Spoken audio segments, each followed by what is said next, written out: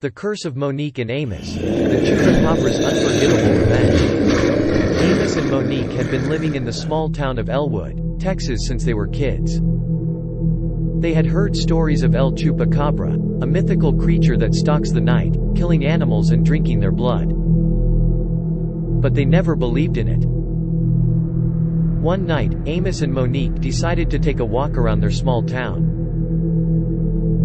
It was peaceful and tranquil, the stars shone bright against the black sky. As they walked, they heard a low howl coming from the distance.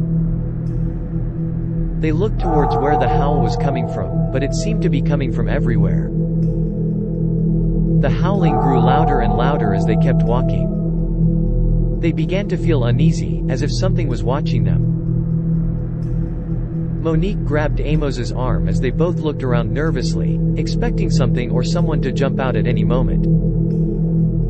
Suddenly, a sound like a loud thud came from behind them. They both spun around to see a large creature standing there.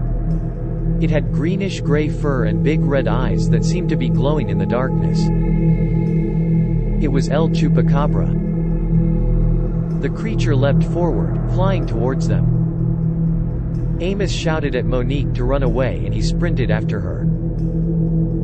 They ran as fast as they could, hearing the creature's howls getting closer and closer behind them. Eventually, they reached a dead end and Amos pushed Monique into a small old shed that was off the side of the road. They both squeezed themselves in, barely able to fit, and Amos closed the door. They listened as the creature howled and scratched at the door.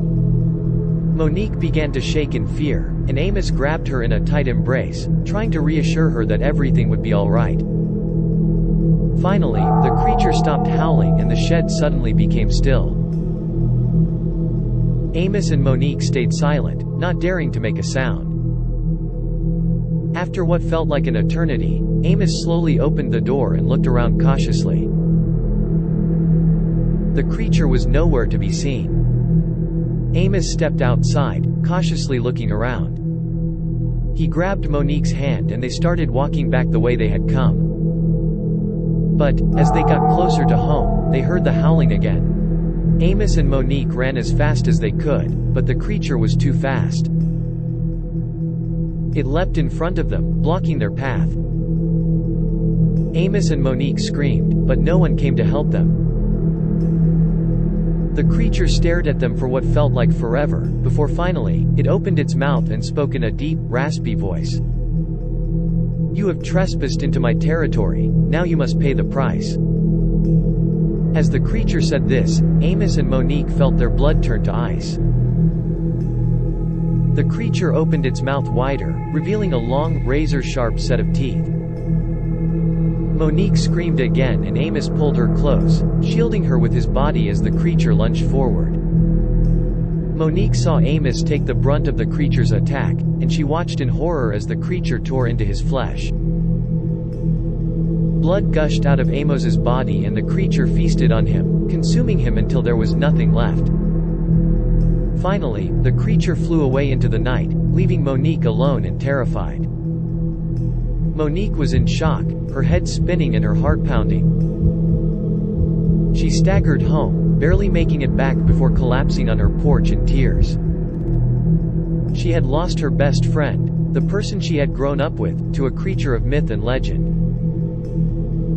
Monique never recovered from what happened that night. She still lives in Elwood, Texas, haunted by the memory of the horrific creature that took the life of her beloved Amos.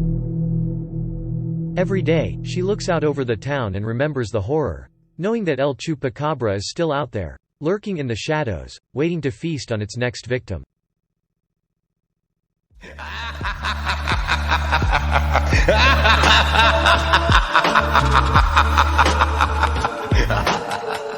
Thanks for watching. If you enjoyed the video, leave a like and tell us what you think in the comments. And of course, don't forget to subscribe.